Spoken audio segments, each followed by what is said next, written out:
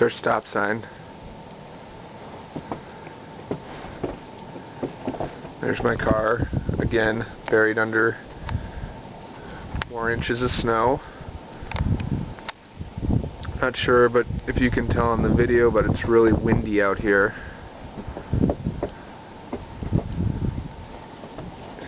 And that's just the new accumulation in the last couple hours. Not supposed to stop until 7.